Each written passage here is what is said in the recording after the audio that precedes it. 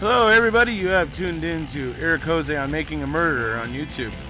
I cover virtually any aspect of making a murderer. I go over the evidence, the documents, the photos.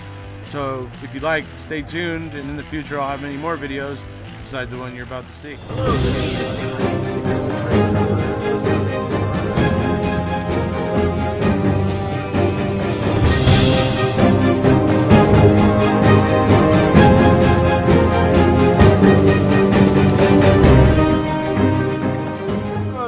How you doing? We're here today talking a little bit about Michael Funk again, Eagle Nation Cycles.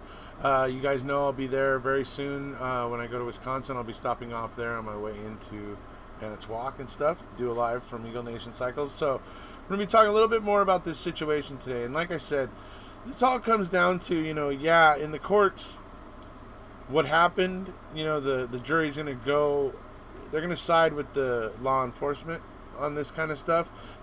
That I accept as, they know that's the way juries go. I mean, this is something that consistently happens. I get all that. It's a tough situation, obviously. When there's a hostage situation like that and everybody's amped up, and it's, I have understanding for the way things kind of get a little bit muddled as they did in this situation and get kind of messed up. But on the other hand, I'm going to point out my issues here today with Officer Hoffer. Officer Hoffer was hit on the when they did the hasty entry, which I've shown you guys before. He was hit on that hasty entry in the helmet. And something you're going to see here today is him claiming that he was cleared. He was not. He wasn't cleared. He was told not to go back twice. But he didn't. He just ignored the order. Okay? But when he gets back over to the other command post with, I believe it's Zuller is the commanding officer there, and you see Zuller shows the proper concern, where he's like, oh dude, I love you, but you shouldn't be here, and he's like, oh no, I'm fine, they checked me out, I'm fine, da da da da da, whatever he's talking about. He said, I'm going to show you guys this all stuff here today. That's not true. He wasn't checked out, he wasn't cleared or anything like he says. He was told not to go back in, and he did anyway, and obviously going in with a big chip on his shoulder after taking fire and being hit in the helmet. He goes back in and he assesses the situation one way, and I'm just going to show here today how I think that there's a lot of odd things, a lot of odd assumptions that you're going to see in what I'm going to show you today regarding what they feel was going on inside Eagle Nation Cycles when they entered and stuff. So I'm going to be showing you some paperwork of what people were claiming, in the DCI reports, what people's statements were regarding how this raid went and what it was like, and how it went down when Michael came out. And then I'm going to be showing you actual, some footage of the actual entry from both sides, inside and outside. So that's what we're going to be looking to do here today. I hope you guys find it interesting. So let's go ahead and get on to it. First thing we're going to show you is Officer Hoffer's account of what happened, essentially. All right? All right, folks. This is from a statement given by Hoffer to special agents from DCI on, I believe it's December 10th, 9th or 10th, something shortly after the incident, Eagle Nation Cycles. So right here it says, okay, Officer Hoffer said that MPD, that's Menasha PD, Officer Berna, was at the alley corner of Vicky's hair salon with a shield. Officer Hoffer said he was on the Doty Street side of Vicky's when he heard the shots coming from the alley. Officer Hoffer said that he moved from the Doty Street side of Vicky's toward the alley corner of Vicky's. Officer Hoffer said that someone said something about someone coming from the Eagle Nation shot. Officer Hoffer said he moved to the right of the MPD Officer Berna, standing in a crouched position. Officer Hoffer said he first saw a male wearing an Eagle Nation shirt by the rear alley side wheel of the truck. Now keep in mind, but folks, he's been listening to the radio, been reading these statements here all day. He's been listening to the radio, and he knows that the suspect has been reported to be wearing a flannel shirt and stuff like that. So just throwing that out there. Let's see here. Officer Hoffer said he could see the male's back. Officer Hoffer said it looked like the male was scanning for another target. Okay? Just keep in mind that Hoffer said it looked like he was scanning for another target. Okay? In the direction of Gord's Pub. Okay? In the direction of Gord's Pub, right? Where the other officers had gone. Officer Hoffer said the male backed to the corner of the truck, and as he did so, the male's right hand came down, and Officer Hoffer could see a silver handgun in his hand. Officer Hoffer demonstrated the male's actions that he observed. Officer Hoffer demonstrated that the male then turned in a counterclockwise manner toward Officer Hoffer's and the other's position at the alley corner of Vicky's. Okay, let me just say something here, folks. They already went in with their hasty team, and they already, at that point in time, when they heard Fladoff firing his weapon, determined that it was somebody firing either a automatic weapon, which it was, or somebody was very rapidly firing a high caliber weapon. So they already know that this little gun that Michael Funk has would not have been the gun that the hostage taker was using, right? So, but they're painting this whole thing as everybody inside it was all an ambush. They were all, everybody in there was setting up the police. It was all a setup for the police, and they're the victims in this, is the way they're trying to paint it, right?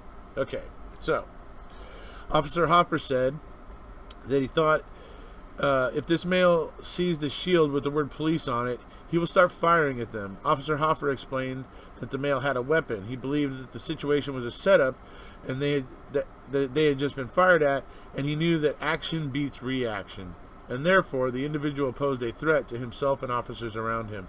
Officer Hoffer said he started shooting at the male as the male was turning towards them. Officer Hoffer said he was shooting to stop the threat so the male did not shoot at him and others. Officer Hoffer said he could feel that someone else was on his right side was shooting a rifle.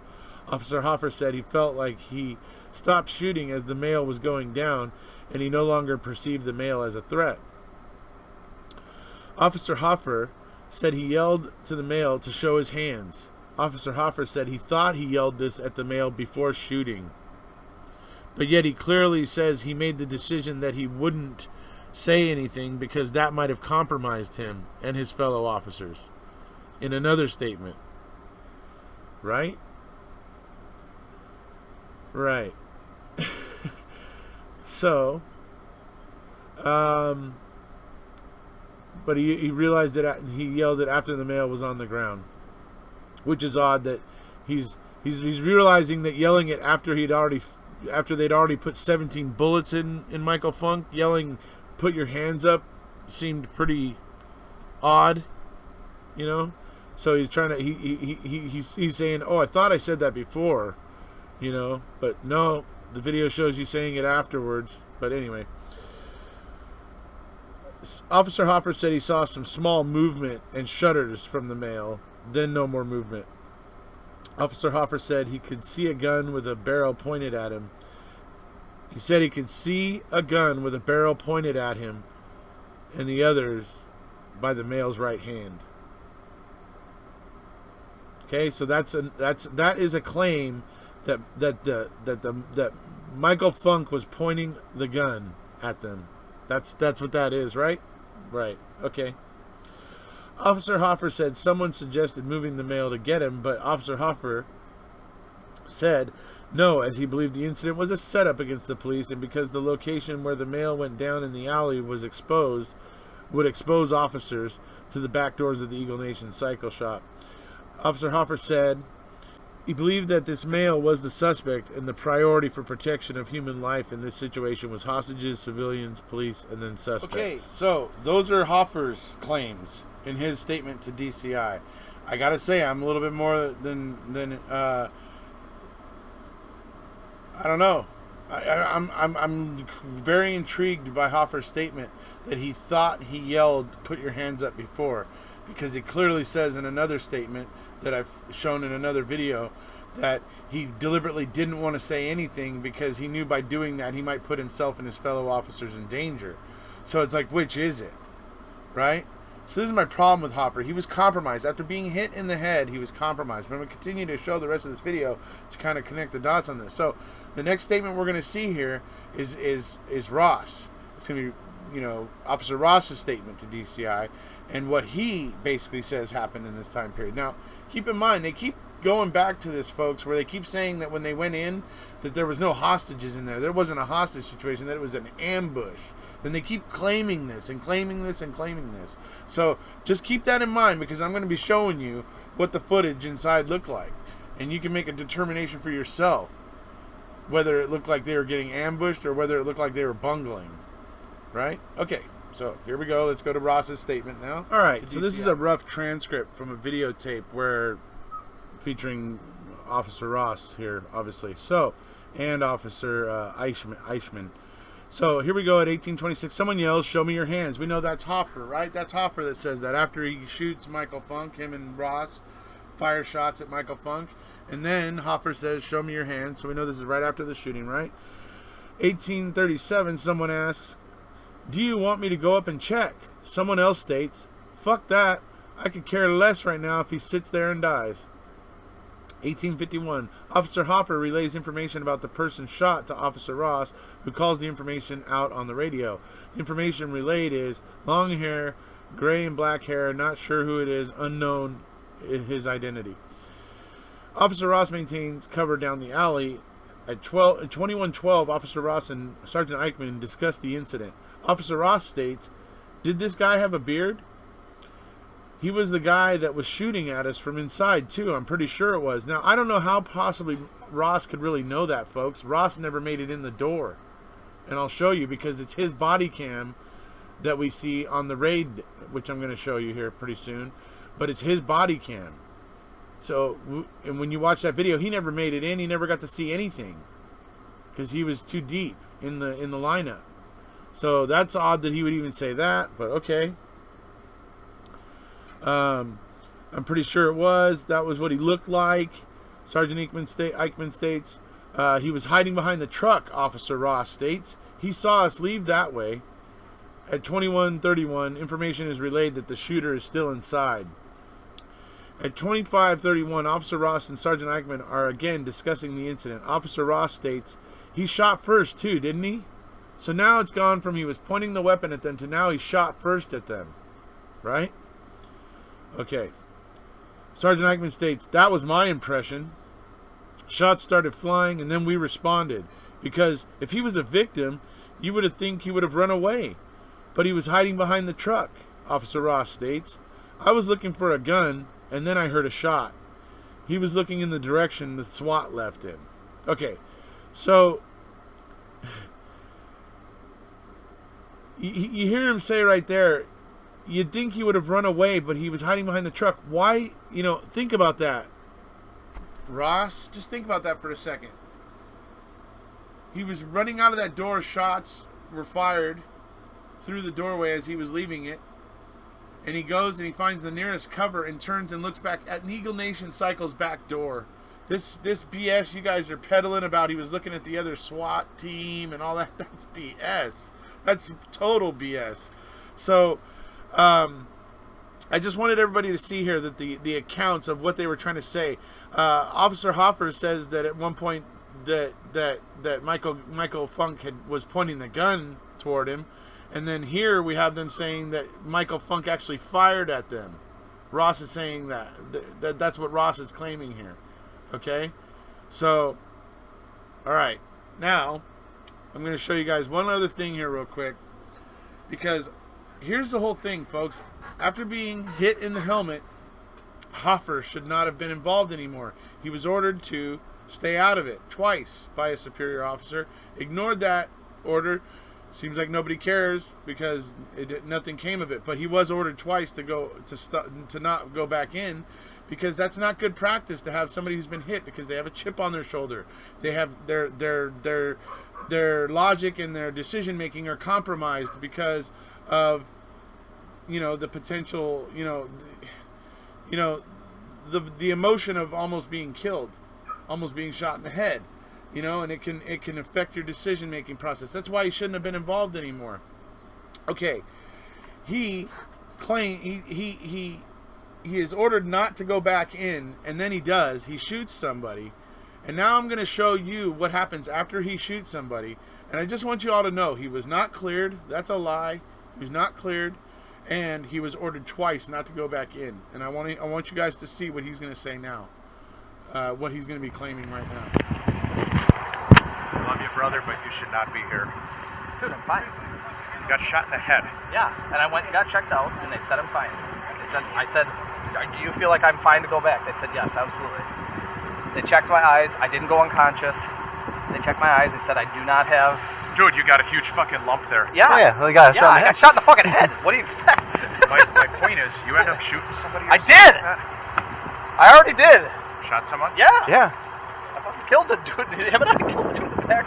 Oh, I'm sorry. I do have my phone with me. Okay, there's a couple important things about that clip. And one of them is him walking up, and you see that officer. Number one, I've told you, he was told twice not to go back in. He went anyway. He ends up killing Michael Funk, right? And this is him walking back over to the other command station where the other commanding officer is. And what's the first thing that commanding officer is saying to him? Dude, I love you, but you shouldn't be here. Right? That's now the third time that he's being told he shouldn't be there. Right? But he doesn't care. And obviously nobody cares that he stayed, that he had this, conflict. After being shot in the head, he certainly would have had a chip on his shoulder. And if you don't believe me, look at his attitude. Okay? Do you see that the commanding officer when he goes, look, my point is if you shot somebody, and then Hoffer's like ready to dance a jig like, I did! Like a freaking Jack in the Box, laughing. Like it's such a funny thing for him. And that officer, his commanding officer is sitting there like, wow, I'm sorry. Because he is realizing the implications of it. He realizes that an officer that should have been removed going back in and ends up, killing somebody could be a problem. Especially when it turns out that the person he shot was actually one of the hostages. It becomes actually a bit more of a problem. And that's what the commanding officer is there. That's what's going through his head. And Hoffer's just sitting there ready to dance a jig because he's so happy with himself. And this is why he should have been removed from the situation. Okay? He was compromised the moment he was hit in the helmet. And that bull he's peddling right there saying he was cleared, that they okayed him. No. He was ordered twice not to go back in, and he went in. So, alright, just something to think about as we move on here. Now, what I'm going to put up for you guys right now is basically from DCI, their take of watching the video of what happened behind Eagle Nation Cycles that day, and it's basically going to be their basic statement of what they see happening on the video. Okay? And I think it's interesting. So, here we go. Okay, so this is basically the report from the DCI agents, basically them watching the video of what happened that day and basically what they see. All right, so the first part, officers here giving commands and that sort of stuff. Okay, then we have from 9:45 to 9:45:32 we have shots are heard and Michael Funk is seen exiting the back door and falling forward onto the ground. Funk gets up, moves toward the truck parked in the alley, and appears to draw a firearm from his right side, pointing the firearm toward the back door of the building. You got that, folks, right? The gun cannot clearly be viewed on the video, but his motions are consistent with drawing a firearm, and it was later confirmed that Funk had a firearm on him and an empty holster on his right side. At 9:45:39 and 9:45:42, Funk turns towards the officers positioned at the east end of the alley. Shots are heard, and the officers are seen shooting toward Funk. Funk falls forward and remains lying in the alley. So the reason why I'm pointing this out, folks, you notice how the DCI agents here aren't saying they're not saying that he was pointing this gun towards anybody. They're not saying that. They're looking at this and they're not seeing that. But yet we have these officers claiming that he was pointing it at them, claiming that they walked into an ambush, claiming all these things that really, when you watch the video, you don't see it. It isn't really there, right? And I'm going to play some of those videos now to show you guys. So, but anyway, just wanted to point this out, that even the DCI agents, they saw Michael Funk coming out of there and pointing that gun back towards Eagle Nation Cycle's back door because of, why, folks? Because he would have been afraid of the actual perpetrator coming out that door and firing shots at him. He was afraid, and he was more afraid of Flat Off at that point than he was of police officers, because he thought the police officers had tucked tail and run, like, you know, with their tail between their legs, you know.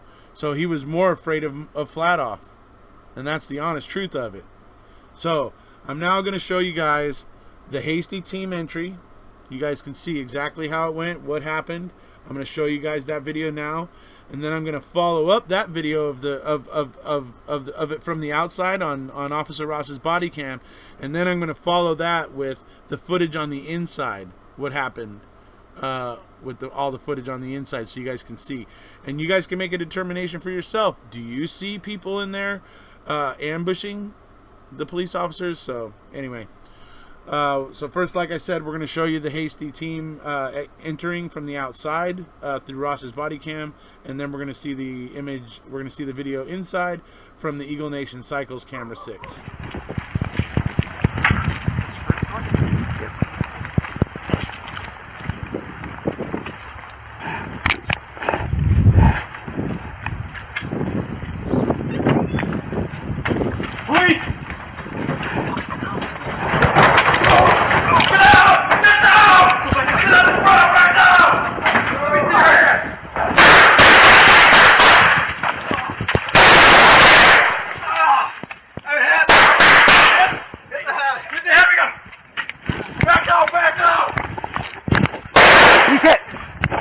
Don't go over here. We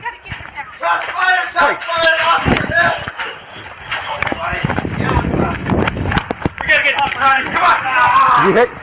Cover the door! I got it! Let me go! Get him out of here, Ashley! Get him out of here! Anybody in the building? I'm out! Talk to me! Yep. I hurt my leg. You're out, you're out.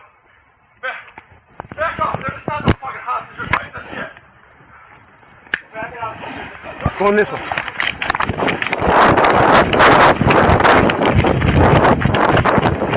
Okay, so a couple things I want to point out there. That was the hasty team coming in from the outside, so you get to see what it looks like from the outside, right? One thing I want to point out, you notice Ross never got in. Okay, that was his body cam, Ross's body cam, and he was claiming, as you saw in the statement earlier, that Funk looked like the shooter. I don't know how he got any kind of look at the shooter, personally, especially after the fire extinguisher explodes, which you're going to see right now, right? So I don't know how he can make a statement like that. So it's like I said, it looks to me more like they're trying to cover their butt, which is kind of expected. But obviously, like I said too, is that a jury's going to side with them on this sort of stuff, really, for the most part, most of the time anyway.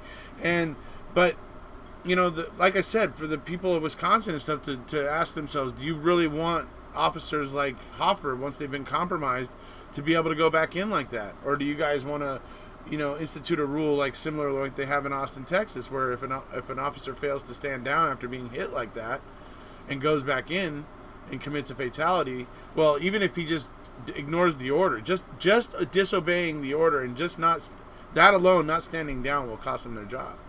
And maybe Wisconsin wants to do that, because what Hoffer did here is just, you know, he was clearly compromised. He really shouldn't have, he should have been removed from the situation. It's clear that the officers that are there on scene believe that, especially the commanding officer you see in the video I just played.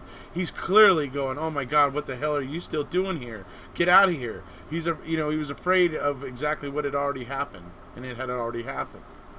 You know, Hoffer had already shot somebody, and then it turns out it was the wrong somebody.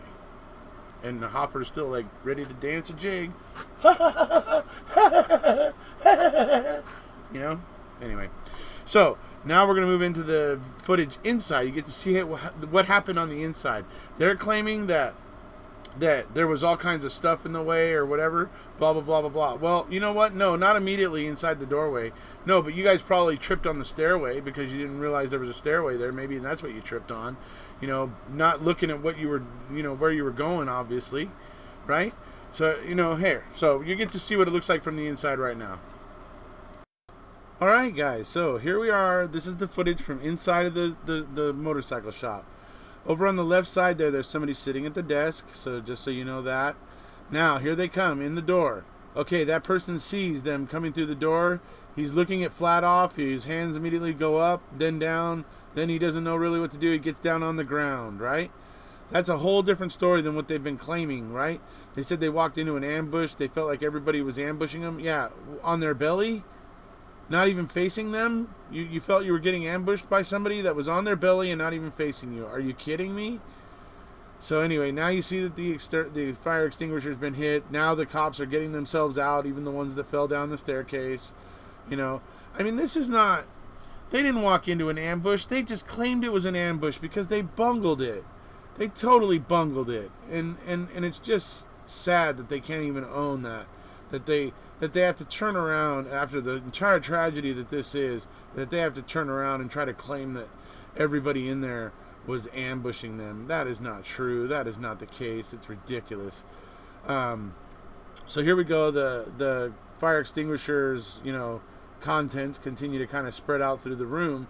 And what we're going to see here in just a second is we're going to see that Flat Off asks Michael to go over to close that back door. He wants that back door closed and locked because, he doesn't want the police coming through it again. So he wants it secured, right? So eventually here we're going to see that Michael Funk is going to end up going towards that door. Okay, the fire extinguisher stuff has gotten a little thicker. And now we're going to see Michael Funk start walking that way.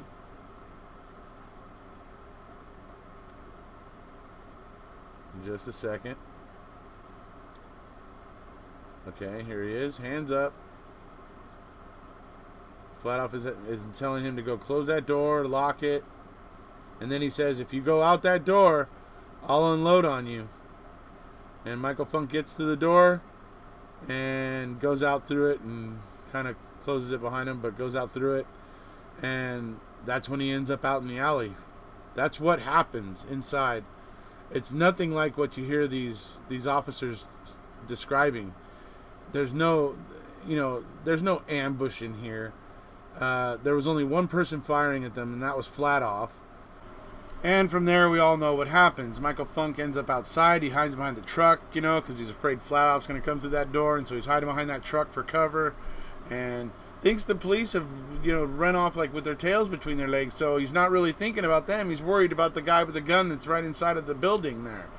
And so it's an unfortunate thing. It's sad, but ultimately, when it comes down to it, Hoffer should have removed himself when he was ordered twice not to go back in. And then after being ordered twice not to go back in, he shouldn't have been lying to another superior officer saying that he was cleared and okay when he had been ordered twice not to go back in. These things shouldn't, this is not cool. Okay? Because trust me, he was compromised, and had he not been involved, I think there's a chance another officer might have had, with their head on straight and not clouded after being shot in the helmet, that they might have actually seen that for what it is and seen it like what this DCI agent saw when they look at the video. Okay? But I think Hoffer was compromised, as I've said, right? And that's what we need to think about. When officers are hit like that, should they be removed immediately? Does it compromise their ability to make rational decisions? These are the questions that need to be asked.